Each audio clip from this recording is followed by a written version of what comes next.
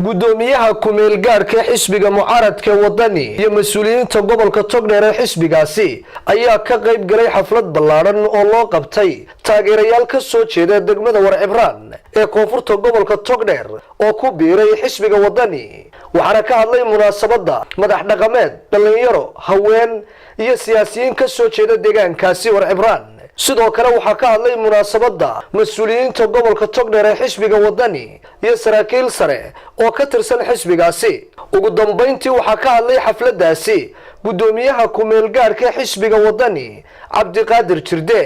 xafladan maanta sharafta leh aynu isugu nimi beesha maxamed sheekh isxaaq cibraan oo cudud muujinaya xisbiga wadani annagoo ku muujinana dadweynahan oo ka soo jeeda degmada Warcibraan sharaf iyo maamuus ay noogu tahay taageerada mugga iyo miisaan kale ee ay u hayaan xisbiga wadani xisbiga horumarka xisbiga dhalinyarada xisbiga isbedelka xisbiga wadani oo anagu aan maanta kugu wareejinana intii codayn jirtay intii mustaqbalka doonaysay intii horumarka doonaysay waxay u samaysan xisbiyaasha inaynu qofba halku doonayo iyo xorriyadiisa aw raaco baashuna halkan maanta codkarkeedii iyo oqaasheedii waxay halkan bay joogtaa maanta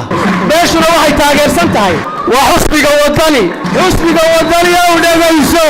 halkan bay ku joogtaa baashi maanta cadeynaya beesha waa wadani horena way ahayd haddana way tahay meel kastaanu joognana waxaanu nahay wadani dhammaan saacad raximo ma cadeyno soo wadani ma nihin waa reer ka weyn waxa la wareejiyo ayii reerku ka tashaday ayna ku heshiiyeen in ay kulmiye dambe sacabka u tumin ee ay u tumaan xisbiga wadani Cabdiraxmaan Cirana codka siiyaan beeshan waxa weeyaan udubdhaxaadka xisbiga wadani waa asaasayaashii halkan ayay beeshii maanta ku dhantay waxa leeyahay aad iyo aad ay maasantay waxaad ogtihiin xisbiga kulmiyeena la tartamaya inuu daarihii iibinayo inuu dekadii iibiyey cadaaladda ay naga maqan waxaynu doonaynaa inaan codkeenna iyo gacanteenna aynu ugu meel dayno control baynu u samaynaynaayo aqoonta caafimaadka waynu dhiirigelinaynaa rag cusub oo dhiig cusub ku jiro oo wax garanaya oo aqoontoodu fiican tahay ayaynu dalkan u dhiibaynaa madaxweynihii hore jamhuuriyadda Soomaaliland waynu mahad celinaynaa waxaan aad iyo aad ugu mahadnaqaynaa beeshan ee shirkan qabsatay sidaan noo karaamaysan ilaahay idin karaameeyo